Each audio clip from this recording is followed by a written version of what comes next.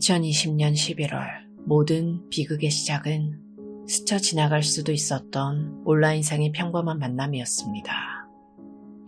당시 24살이었던 피해자 B씨는 SNS 페이스북에 리그 오브 레전드 게임 그룹에 짧은 글을 하나 올렸어요. 함께 게임할 사람을 구한다는 지극히 일상적인 게시물이었습니다. 이 글을 본 한 남자, 훗날 피고인이 되는 김태현은 이 게시물에 댓글을 달았죠. 두 사람은 자연스럽게 연락을 주고받기 시작했어요. 온라인 게임 리그 오브 레전드의 가상 공간에서 음성 채팅을 하며 함께 시간을 보냈고 카카오톡 메신저로 일상을 나눴습니다. 김태현은 자신이 기존에 활동하고 있던 게임 관련 카카오톡 단체 대화방에 B씨를 초대했어요. B씨는 이 대화방의 다른 참여자들과도 어울리면서 이들의 온라인 교류는 더욱 잦아졌죠. 판결문에 따르면 B씨는 밝고 쾌활한 성격이었어요. 그녀는 김태현을 평소 친절하게 대했죠. 김태현에게 수입이 없던 시기 B씨는 그의 게임 비용을 대신 부담해주는 등 순수한 호의를 베풀기도 했습니다. 김태현은 이런 B씨의 친절과 호의를 자신만의 방식으로 받아들였어요. 그는 B씨에 대한 호감을 점차 키워나갔죠. 온라인을 매개로 쌓인 이들의 친분은 해가 바뀐 2021년 1월 오프라인으로 이어졌습니다. 1월 2일 그리고 같은 달 16일 두 사람은 현실에서 직접 만나 함께 PC방에서 게임을 했어요. 1월 16일 두 번째 만남에서는 저녁 식사를 하며 술을 마시기도 했죠. 수사기관에서 김태현은 1월 2일 피해자를 처음 만났고 함께 게임을 하고 식사를 하면서 호감을 가지게 되었다 라고 진술을 했습니다. 여기까지는 온라인에서 만나 친분을 쌓아가는 여느 20대들과 다를 바 없어 보였어요. 하지만 이 평범한 관계는 두 번째 오프라인 만남이 있고 불과 일주일 뒤 돌이킬 수 없는 균열을 맞이하게 됩니다. 김태현의 호감은 그러나 B씨에게는 같은 무게가 아니었어요. 2021년 1월 23일 세 번째 오프라인 만남이 있었습니다. 이 자리에는 B씨와 김태현뿐만 아니라 카톡 단체 대화방의 일원이었던 C와 D도 함께였죠. 이들은 서울 신당동의 한 식당에서 저녁 식사와 함께 술을 마셨습니다. 바로 그날 B씨가 김태현과의 관계를 완전히 끊어내기로 결심하는 사건이 발생해요. 김태현은 식사 도중 B씨나 일행과는 전혀 무관한 사유로 기분이 상하는 일이 발생했어요. 하지만 그는 그 이유를 모를 분노의 화살을 B씨에게 돌렸죠. B씨에게 짜증을 내는 등 그는 시종일관 신경질적인 태도를 보였습니다. 불편한 식사 자리가 끝나고 식당에서 나온 후 갈등은 폭발했습니다. 김태현은 B씨의 집까지 바래다 주겠다고 고집을 피웠어요. B씨는 명시적으로 분명하게 이를 거절했습니다. 하지만 김태현은 물러서지 않았고 이는 결국 심한 말다툼으로 번졌어요.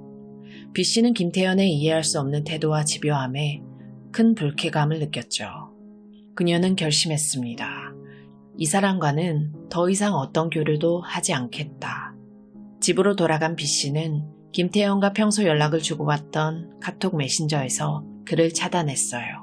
같은 날 밤 김태현은 B씨에게 여러 차례 카톡 메시지를 보냈습니다. 하지만 차단된 메시지는 그녀에게 닿을 수 없었고 아무런 답신도 오지 않았죠.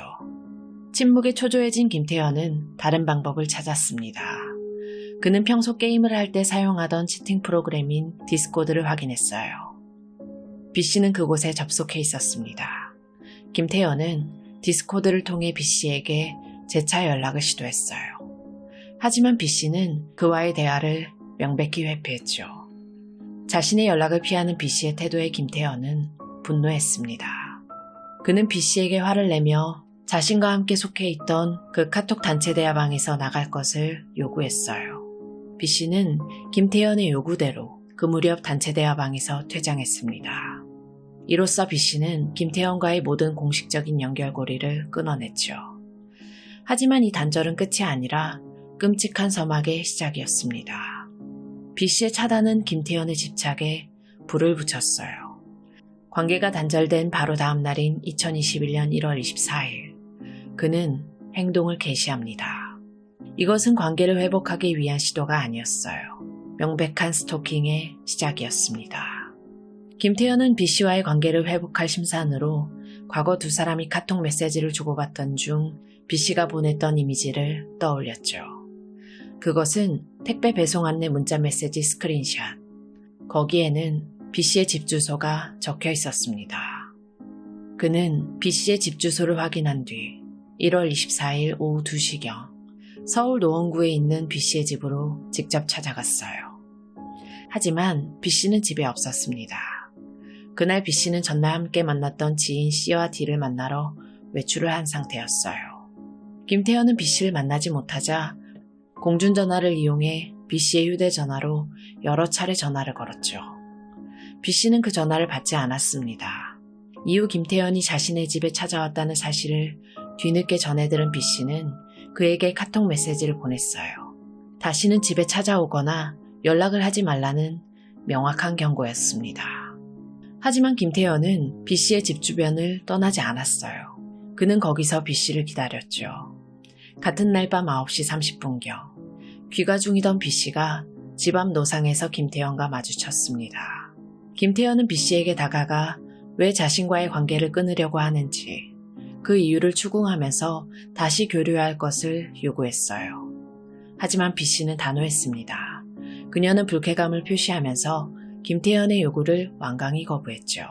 직접적인 만남이 거절로 끝나자 김태현의 집착은 더 교묘한 방향으로 이어졌습니다. 그는 B씨뿐만 아니라 B씨의 지인에게까지 카톡 메신저 등으로 수차례 메시지를 보냈어요. 그리고 2021년 2월 1일 그는 자신이 일하던 근무처 동료의 휴대전화를 이용했습니다. 타인의 전화번호로 그는 B씨에게 문자를 보냈죠. 명목은 1월 23일 모임과 관련한 비용을 정산하자는 것이었어요. B씨가 이 연락에도 응답하지 않자 2월 7일 김태현은 또 다른 방법을 찾아냈습니다. 평소 사용하지 않던 모바일 채팅 앱 구글 듀오. 그는 구글 듀오의 대화 상대 목록에서 B씨가 자신을 차단하지 않은 상태로 남아있는 것을 확인했어요. 이에 김태현은 앱에 있는 메모 기능을 이용해 B씨에게 다시 메시지를 전송했습니다. 내용은 같았죠. 모임 비용 정산을 위해 계좌번호를 알려달라는 것이었어요. B씨는 이 메시지에는 응답을 했습니다. 그녀는 재차 김태현으로부터의 연락 자체를 거부한다는 의사를 분명히 표시했죠. B씨의 마지막 거절 의사를 확인한 순간 김태현의 태도가 돌변합니다. 그는 B씨에게 차마 입에 담기 힘든 욕설을 쏟아냈어요. 진짜 말 걔 뭐같이 하네. 진짜 생각할수록 화가 나네. 땡땡땡이. 그리고 이어진 마지막 한마디. 후회할 짓은 하지 말랬는데 안타깝다. 잘 살아봐. 이 협박성 메시지에 극심한 불안감을 느낀 B씨는 다음 날인 2021년 2월 8일경 자신의 휴대전화 번호를 변경하기에 이릅니다. 그녀가 자신을 보호하기 위해 선택한 마지막 수단이었어요. 하지만 이 완전한 단절은 김태현의 마음속에 있던 분노와 적개심을 사리로 바꾸는 결정적인 계기가 되고 맙니다. B씨가 핸드폰 번호를 바꾼 것. 그녀에게는 스토킹으로부터 벗어나기 위한 마지막 방어 수단이었지만 김태현에게는 완전한 절연의 통보이자 끓어오르는 분노의 시작점이었어요. 그는 B씨가 자신과의 연락을 지속적으로 피하고 거듭된 요구에도 불구하고 전화번호까지 바꾸면서 자신을 회피한다는 사실에 강한 반감을 가졌어요. 여기에 또 다른 사실이 그의 분노를 부채질했죠. B씨가 1월 23일 모임 다음 날, 즉 자신이 B씨의 집을 찾아갔던 1월 24일에 자신을 배제한 채 지인 C와 D를 따로 만났다는 사실을 알게 됐습니다. 그래서 그는 무시당했다는 생각에 사로잡혔고 이는 배신감으로 이어졌죠. 또한 김태현은 B씨가 카톡 단체 대화방 참여자 등 평소 자신과 함께 게임을 하던 지인들에게 자신의 험담을 하고 다닌다는 생각에 빠졌습니다. 이로 인해 자신이 지인들로부터 고립되었다고 믿었죠. 이 반감, 배신감, 그리고 무시당했다는 생각에서 비롯된 강한 적개심은 시간이 흘러도 잦아들지 않았습니다. 2021년 3월 중순, B씨와의 관계가 끊어진 지 2달 가까이 지났지만 그의 분노는 오히려 굳어졌어요. 김태현은 끔찍한 결심을 합니다. B씨의 집에 찾아가서 B씨를 살해하기로 마음먹었어요. 결심은 여기서 그치지 않았죠. 그는 범행 과정에서 B씨와 함께 살고 있는 가족과 맞닥뜨리게 될 경우 그들 역시 함께 살해할 것을 결의했습니다. 이 결심은 즉시 치밀한 계획으로 옮겨졌어요. 우선 B씨에게 접근할 방법이 필요했죠. 그는 자신이 이전에 B씨와 게임할 때 사용했던 계정이 아닌 다른 계정을 이용했습니다. 자신의 정체를 숨긴 채 리그 오브 레전드 게임에 접속한 그는 피해자 B씨에게 접근한 다음 B씨와 함께 몇 차례 게임을 했죠. B는 자신과 게임을 하는 이 상대가 자신을 스토킹하고 협박했던 김태현이라는 사실을 전혀 알지 못했습니다. 김태현은 다음에 함께 게임할 일정을 정한다는 명목으로 B씨에게 근무 스케줄을 물었어요. 그는 B씨가 2021년 3월 24일과 25일에 휴무인 사실을 알아냈습니다. 그렇게 범행 날짜는 휴무일 전날인 3월 23일로 결정했어요. 그는 피해자가 휴무일 전날 살해당하면 다음날 출근하지 않더라도 근무지에서 연락하지 않을 것이므로 범행 발각이 조금이라도 늦어질 것이라고 생각을 했죠.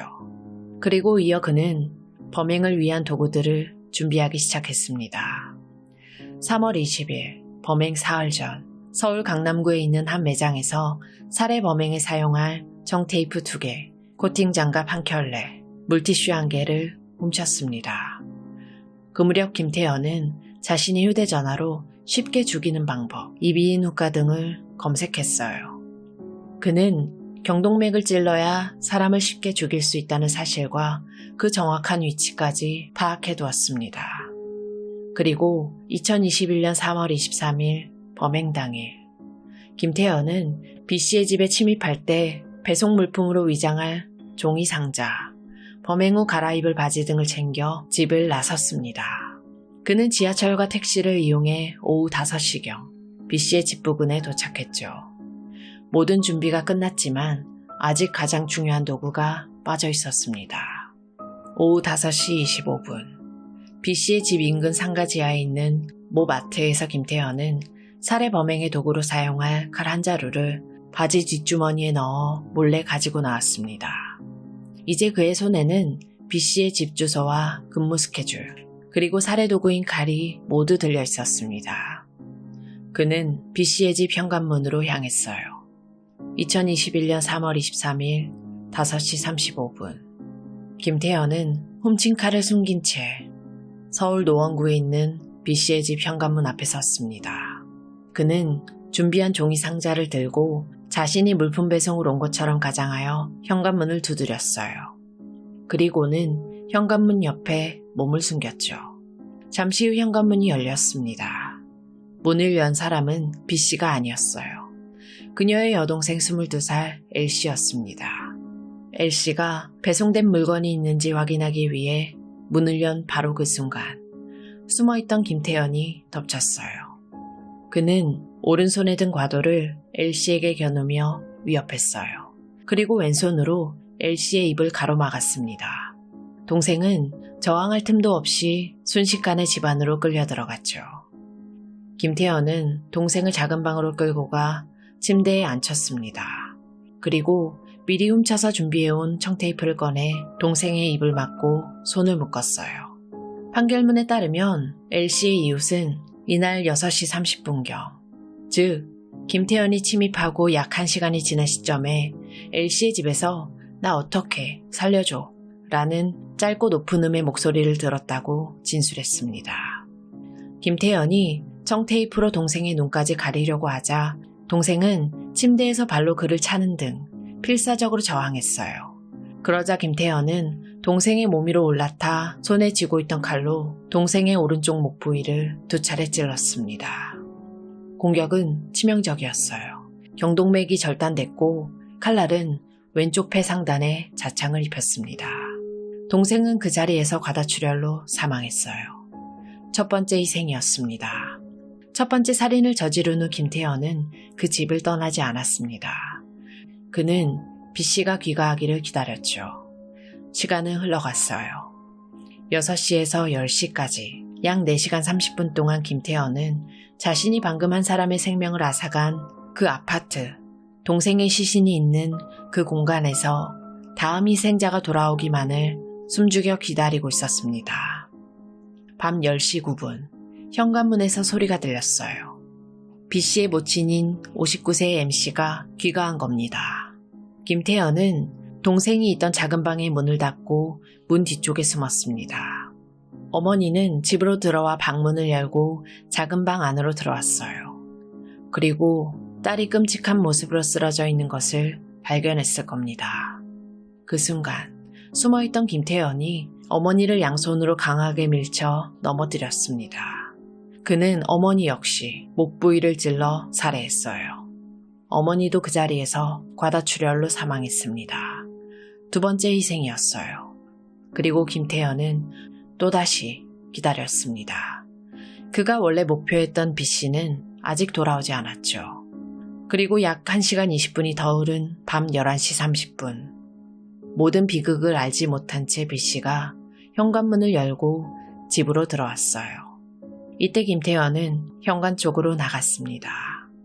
B씨는 자신의 집에서 피 묻은 칼을 든 김태현과 마주쳤죠. 김태현은 B씨에게 칼을 내보이면서 그녀가 내려놓으려던 휴대전화기를 낚아챘습니다. B씨는 이 끔찍한 상황을 모면하기 위해 김태현에게 119를 부르자, 대화를 하자는 등의 말로 그를 진정시키려고 했었죠.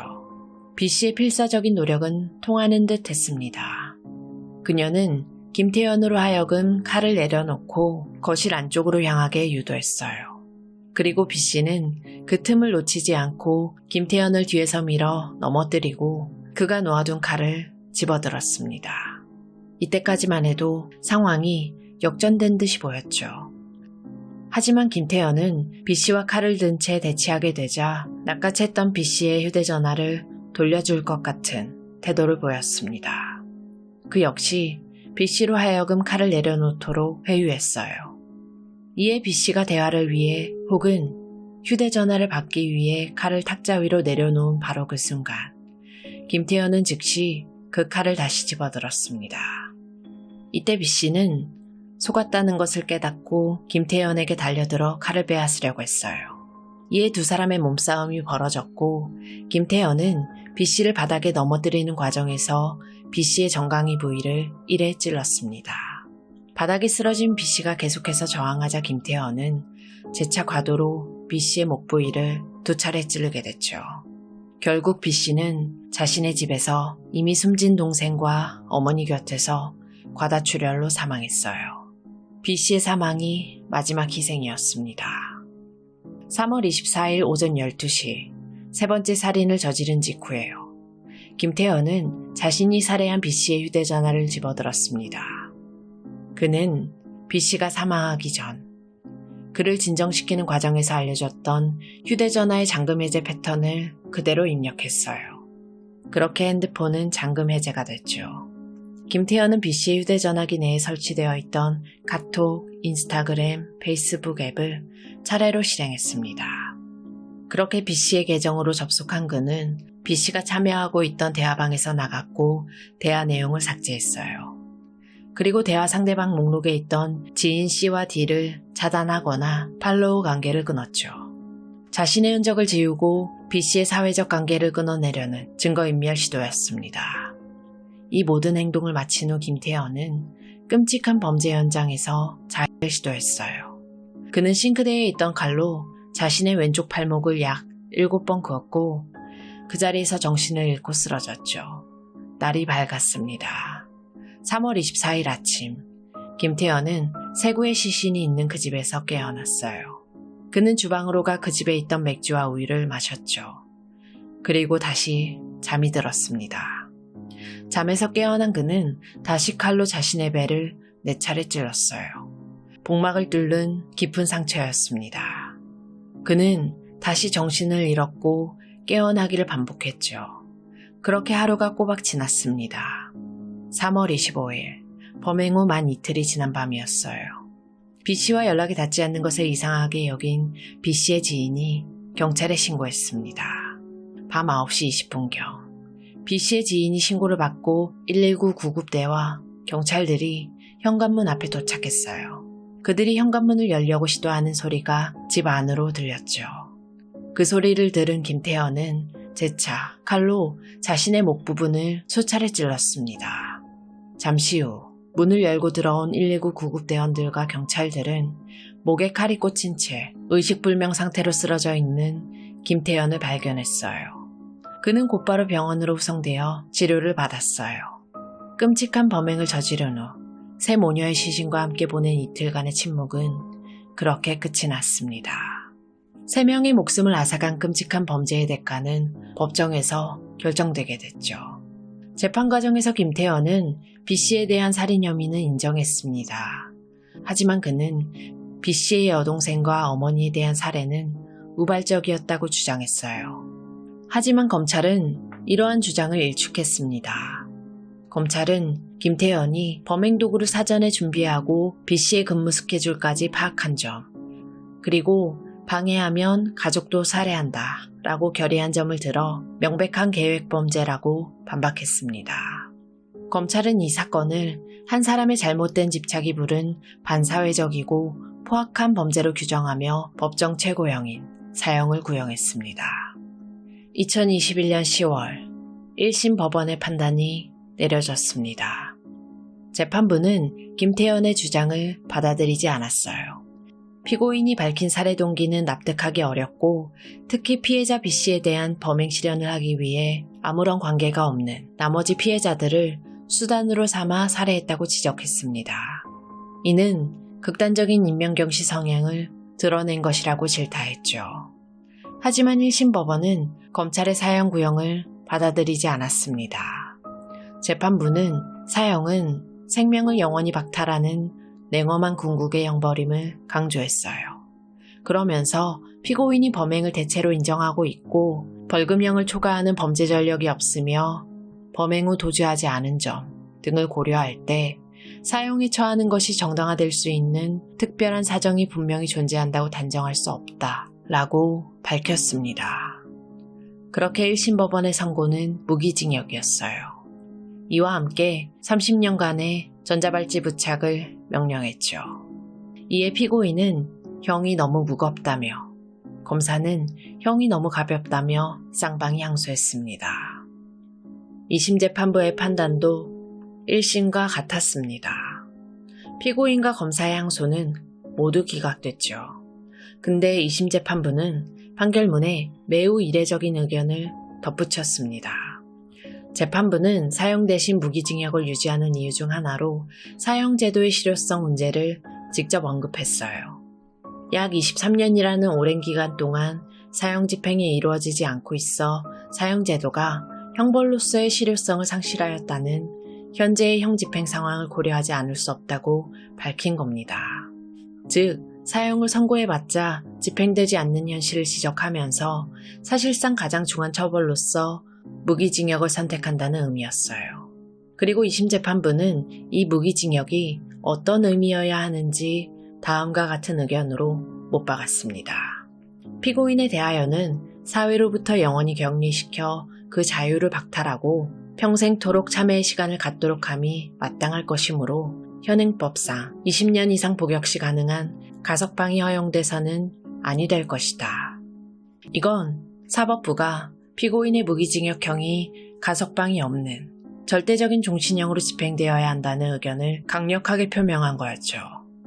그리고 2022년 4월 대법원의 최종 판결로 김태현에 대한 무기징역과 30년간 전자장치 부착이 확정됐습니다. 한 사람의 일방적인 호의가 왜곡된 집착이 되고 스토킹을 거쳐서 세 모녀의 생명을 앗아간 이 끔찍한 비극은 피고인을 사회로부터 영원히 격리하는 사법부의 판결로 마무리됐습니다. 김태현은 그렇게 우리 사회로부터 영원히 격리됐습니다. 그리고 격리되어야 마땅할 겁니다. 안타깝게 희생당한 피해자분들의 명복을 빌겠습니다. 지금까지 고요한 밤이었습니다.